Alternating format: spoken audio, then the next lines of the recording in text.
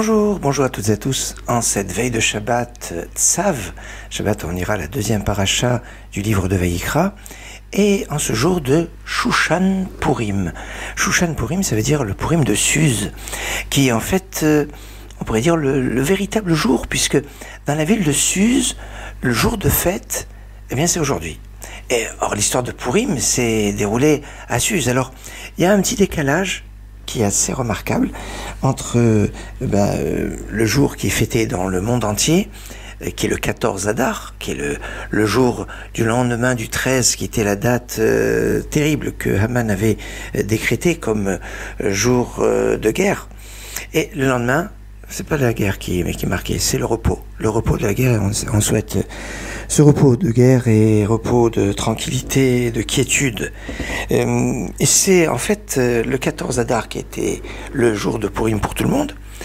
Et pour Shushan, mais aujourd'hui à Suse, et puis où est Suse historique, la chose n'est pas évidente. Donc en fait, concrètement, on a demandé est-ce que toutes les villes qui étaient entourées de murailles à l'époque de Josué, qui était un moment où il y avait de nombreuses villes fortifiées en terre d'Israël, ce qui va donner un caractère spécial à la terre d'Israël, qui va être donc ce caractère de la fête qui sera le 15 Adar et pas le 14.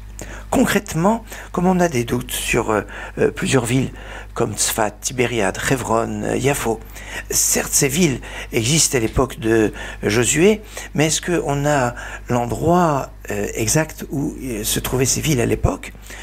Pour la ville de Tibériade, le problème n'est pas de où se trouvait la ville, mais est-ce que le côté, comme il faut qu'elle soit entourée de murailles, est-ce que le côté de la ville qui est bordé par le lac de Tibériade, est-ce que c'est compté comme une muraille puisqu'il y a un problème d'accès, on peut pas accéder à la ville de cette façon, ou il faut que ça soit recouvert, et c'est de murailles, il faut qu'il y ait un mur. C'est une discussion qu'il y a dans le Talmud, et c'est pour ça que dans toutes ces villes, eh bien, il y a un doute. On fait essentiellement le 14, et on fait aussi le 15 Adar pour, on va dire, dans le Safek, dans le doute. La seule ville où est célébrée la fête de Purim que le 15 Adar, c'est la ville de Yerushalayim, de Jérusalem. Autrement dit, la fête de Purim à Jérusalem, c'est aujourd'hui, et uniquement aujourd'hui. Hier soir, ils ont lu la Megillah, ce matin, la Megillah, et c'est finalement le jour de fête. Alors, le 14 Adar, ils n'ont pas fait de Tachanun, juste, comme nous, on ne fait pas de supplication aujourd'hui, mais sans plus. C'est assez intéressant parce que, d'une façon générale, pour les fêtes, d'une façon générale, quand on a, par exemple, Pessah, on a le premier jour de fête qui est un jour de fête qui est marqué dans le monde entier, en Israël, à Jérusalem et dans tout Israël et en dehors d'Israël. Et quand on est en dehors d'Israël, en Chutz Laaretz, on a Yom Tov Sheni Shel Galuyot, deuxième jour de fête, de doute. On sait qu'aujourd'hui il n'y a plus de doute, mais l'institution est restée. Elle a une dimension particulière, ce deuxième jour de fête, qui a été rajouté. Et donc c'est le lendemain, donc quand on a la fête, par exemple, le premier jour de Pessah, c'est le 15 Nissan, eh bien le Yom Tov Sheni Shel Galuyot, c'est le 16, le lendemain. Et alors tout le monde fait le 15, mais en dehors d'Israël, on fait aussi le 16. En ce qui concerne Purim, ça ne fonctionne pas de cette façon. C'est que, d'abord, c'est le 14 en dehors de Jérusalem, et en dehors d'Israël et dans la plupart des villes, c'est le 14, donc en premier, alors qu'à Jérusalem, on ne marque pas du tout le 14, si ce n'est par le fait qu'il n'y a pas de supplication, c'est tout. Et c'est que le lendemain qu'à Jérusalem, on marque le jour de Purim. Et donc, c'est pas un problème de Sfekadayoma, de doute, mais de décalage qu'il y a dans la célébration de la fête de Purim. Et toutes les fêtes à Jérusalem, toutes les mitzvot, à Jérusalem se font, du jour du Purim, se font aujourd'hui. Les cadeaux pour les pauvres, les cadeaux qu'on envoie aux personnes, et puis le michté, le festin. Alors quand c'est vendredi, c'est toujours un petit peu plus problématique parce que même ceux qui ont l'habitude de faire le festin dans l'après-midi vont essayer de le faire plus tôt. Enfin, c'est un peu compliqué. De toute façon, la plupart de ceux qui écoutent cette émission ne sont pas à Jérusalem, donc je ne rentrerai pas dans tous les détails qui sont un peu compliqués, je ne le cache pas. En dehors d'Israël, en dehors de Jérusalem, c'est bien de marquer le coup de Shushan Purim, on ne fait pas des supplications, donc pas de Tachanoun aujourd'hui, mais c'est un jour où il est bien de faire un petit repas, mais il n'y a pas de festin comme on le fait le jour de Purim. Et c'est un jour où finalement on se rend compte que Jérusalem vaut l'ensemble du monde entier. En effet, certains vont dire que le jour de Purim, comme on est absorbé par les mitzvot à réaliser les cadeaux pour les pauvres, s'envoyer des cadeaux, et puis le michté, le fameux festin, on n'a pas trop l'occasion de pouvoir se consacrer pleinement et complètement à l'étude de la Torah. Et donc, ça veut dire qu'on est manquant sur ce point-là. Eh bien, il va y avoir ce décalage entre Jérusalem et toutes les autres villes, de telle sorte à ce qu'il y a toujours un endroit où l'étude sera battre à son plein complètement. C'est Jérusalem pour le 14 Adar et c'est le reste du monde pour le 15 Adar. Et ça veut dire que l'étude de Jérusalem équivaut l'étude du reste du monde. Et ça donne la centralité, l'importance, le poids de Jérusalem. Et on comprend ce que dit le verset, qui mitzion et Torah, Udvar Hashem Yerushalayim, car c'est de Sion que sur la Torah et la parole de Dieu de Jérusalem. Il y a ici une force très remarquable parce que Shushan Purim qui marquait en dehors de Jérusalem. Mais il y a une chose qui est assez remarquable, c'est que cette ville de Shushan s'use. Et on parle souvent de Shoshanat Yaakov, la rose de Jacob. Shoshana, la rose, a la même valeur numérique quand on additionne les lettres Shoshana, Shin, Vav, Shin, Nun, He. Shin c'est 300, le Vav c'est 6, le Shin c'est 300, le Nun c'est 50 et le He c'est 5, ça fait 666. 666, c'est exactement la valeur numérique de Esther. Tiens. Shoshana, la rose, même valeur numérique que Esther. D'ailleurs, certains font une équivalence de Shoshana, qu'on veut appeler Esther, on l'appelle Shoshana, etc. Et pourquoi? Parce que, en fait, Esther était comme une rose parmi les ronces. Les ronces étant Achashverosh, Assuérus, Haman. Elle était au milieu de tout cela. Shoshana ben Achochim, comme une rose parmi les ronces. Et quand vous regardez les dernières, Shoshana ben Achochim, dans les ordres, vous avez les lettres de Haman. Et bien c'est ça, c'est Esther. Esther qui a pu être cette rose, à l'instar de Rivka. Rebecca, on dit d'elle aussi, elle avait grandi entre des méchants, et elle va être Shoshana ben Achochim, comme une rose parmi les ronces. Les ronces, ça nous fait penser aux ronces du début de l'histoire, quand l'homme a fauté. Et Dieu lui a dit, la terre produira des ronces. Kotzvet dardar, tatzmirlar, tardar, dar. C'est ça, c'est ces ronces. Dardar, d'Aletrèche, on va le retrouver dans la confrontation avec Amalek, qui sera de génération en génération, qui va se dire en hébreu d'or. Mais quand vous regardez dans le texte de l'Exode, le mot midor, d'or, de génération en génération, n'est pas écrit avec un vav au milieu. Et on pourrait lire de dar. Ça va dardar. C'est de génération en génération, d'Aletrèche. Alors les ronces, de génération en génération, dans la confrontation contre Amalek, qui est l'ancêtre de Haman qui est lié avec la faute d'Adam Arishon. Pourquoi? Parce que quand on dit oui, est-ce qu'il y a une allusion à Haman dans la Torah? Et la Gemara va nous dire Amin ha'etz, est-ce que de l'arbre de la connaissance du bien et du mal tu as mangé? Amin ha'etz, Haman ha'etz, c'est ce que dit le Talmud. Alors, il y a des enseignements très très profonds qui vont faire cette relation entre la problématique de Haman et de l'arbre de la connaissance du bien et du mal. C'est quelque chose de puissant. Mais ça, c'est justement sur le principe de la rose parmi les ronces, Shoshana Yaakov. Allez, Shoshana Yaakov, c'est un des chants de Purim par excellence, mais qui est vraiment de circonstance aujourd'hui, en ce jour de Shushan Purim. Shoshana Yaakov par les Chassidim de Belz.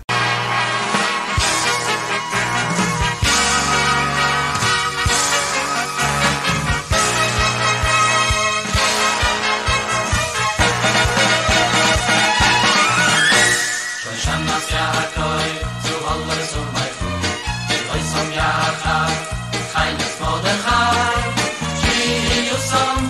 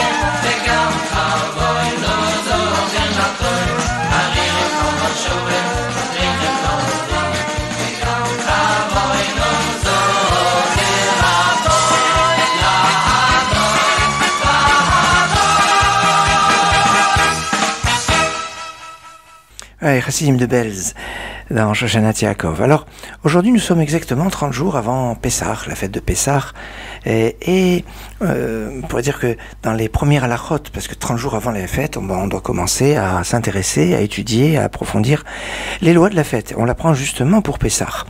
Et parmi les premières lois que l'on doit apprendre, c'est que justement, on doit apprendre ces lois 30 jours avant. Et juste après, on nous parle de Kimra d'Episra. Littéralement, la farine de Pessah, comprenez les paniers de Pessah, la solidarité pour les plus faibles et pour ceux qui sont pauvres. Alors, on est au lendemain de Purim. Purim, c'est Matanot Levionim, les cadeaux pour les pauvres. On sort de Purim, on est dans la perspective de Pessah, et c'est encore donner, donner, encore donner. Et qu'on soit toujours parmi ceux qui peuvent donner, et qu'on puisse donner, et encore donner. Et plus on donne, et plus Hachem nous donnera, et plus on pourra donner. C'est un cercle qui est vertueux et qui est très bon. Et c'est remarquable parce que le 15, comme ça, du mois, on a une suite, on pourrait dire de 4-5 semaines comme ça qui sont assez particulières. Ça a commencé avec Tu Bishvat. Oui, le Tu Bishvat, c'est le 15 Shvat, le Rosh Hashanah Leila, le nouvel an de l'arbre. Après, on a eu le 15 Adar 1, c'était Shushan Purim Katan. Parce que on est au premier Adar, eh bien c'était dans les choses Katan, mais Katan c'est toujours important, hein, c'est une dimension spéciale. Aujourd'hui, Shushan Purim, on est donc la troisième, 15e, et puis dans un mois, le 15 Nissan, c'est le premier jour de la fête de Pessah, de Chag HaMatzot, c'est spécial. Et alors, après on pourrait discuter parce que le 15, c'est plus le 14, hier on parle de Pessah Sheni, mais Pessah Sheni, il est offert dans l'après-midi du 14, et il était mangé la nuit, c'est-à-dire le 15. Donc Pessah Sheni, c'est aussi le 15 dans l'absolu, même si on marque plus le 14 que le 15. Mais enfin bon, c'est une chose sur laquelle on pourra revenir. En tout cas, on a comme ça tous les mois, eh bien le 15, quelque chose qui se passe de particulier. Alors ce Shabbat, nous allons lire la paracha Tzav, et cette paracha Tzav est une paracha remarquable. Il est marqué dans les livres que il y a 96 versets, valeur numérique du mot Tzav. Honnêtement, c'est pas vrai. Bon, ben, c'est pas grave, il y a un verset de plus, il y a 97 versets au lieu de 96. C'est pas la mer à boire, mais c'est pas tout à fait exact.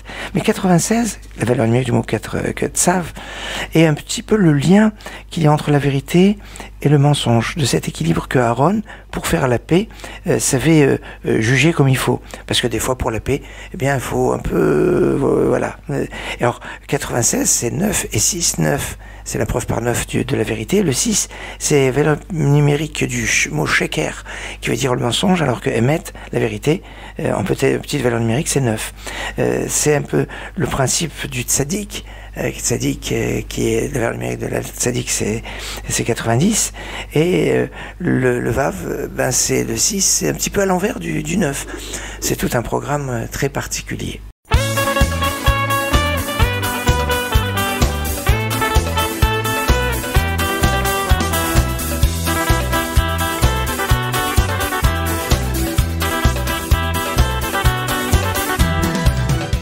Et c'est le moment de réfléchir sur la Haftara de cette semaine. Alors, quelque chose d'extraordinaire, quelque chose de rare. Cette semaine, nous allons faire la Haftara de Tzav.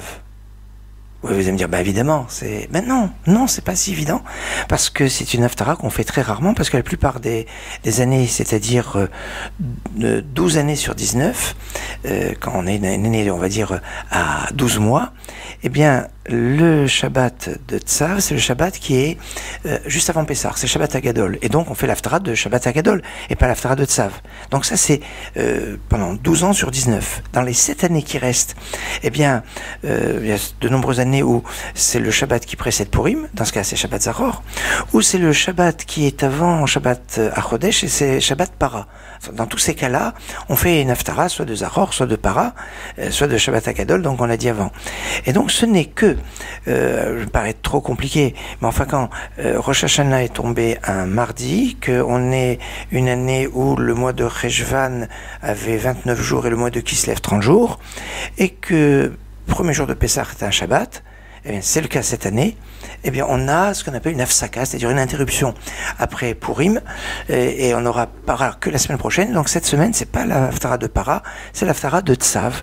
Et c'est assez spécial parce que à partir de la semaine prochaine, toutes les semaines, eh bien, on aura une Haftara spéciale qui ne sera pas l'Haftara de la semaine. La semaine prochaine, on aura la Haftara de Para. La semaine d'après, ce sera celle de Har Chodesh, puisque ce sera Rosh Chodesh et Har Chodesh. Le Shabbat d'après, dans 3 semaines, ce sera Shabbat Agadol, le Shabbat qui précède Pessah. Le Shabbat d'après, ce sera le premier jour de Pessah. Le Shabbat d'après, ce sera le 8e jour de Pessah, en dehors d'Israël, en Israël. Et ils seront déjà sortis de la fête.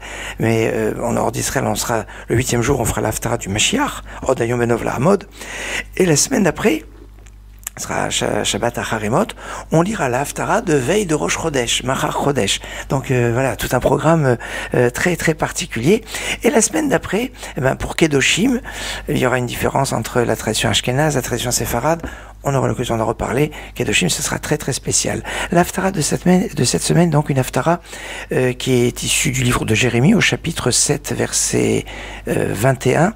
Et ça va, après on va sauter du verset au chapitre 9 au verset 22. Dans cette Haftara, le prophète dénonce le vol, le crime et les pratiques mauvaises, alors que d'un autre côté, ils font des sacrifices et Dieu dit, vos sacrifices me déplaient. Parce que à quoi ça sert de faire la avoda, de culte, si on a un comportement qui est mauvais vis-à-vis de l'autre, si c'est basé sur l'injustice sociale, eh bien Hachem n'en veut pas. Dieu n'en veut pas. Et la fin, c'est ce verset extraordinaire, que le sage ne se glorie pas de sa sagesse, que le fort de sa force, et le riche de sa richesse. De quoi on peut se glorifier? C'est de connaître Dieu, c'est d'être proche et de connaître ce que Dieu fait, qui fait la bonté, la justice et l'équité sur terre. Et c'est ça ce que Dieu veut et ce qu'il attend de nous. C'est une Haftara donc qui est au milieu des Haftarot un peu difficiles, hein, puisque le début du livre de Jérémie, ce sont les Haftarot qu'on fait avant le 9 Av, hein, dans les semaines entre 17 Tammuz et le 9 Av. Ce sont les deux Haftarot qui sont avant.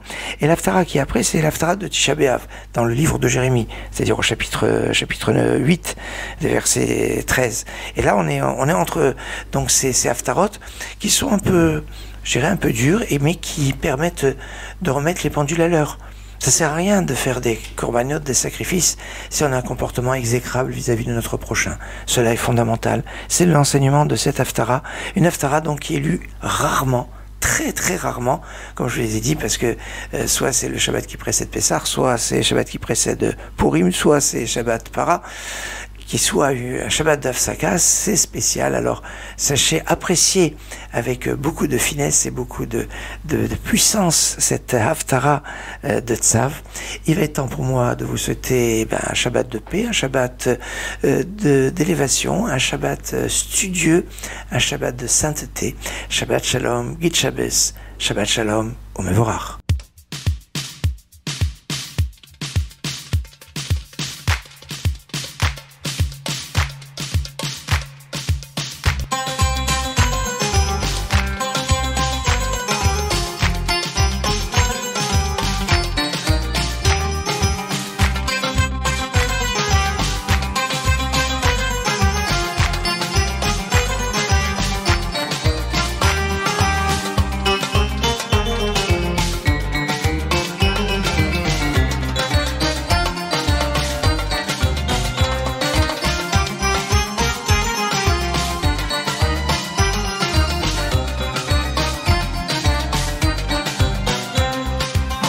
عبد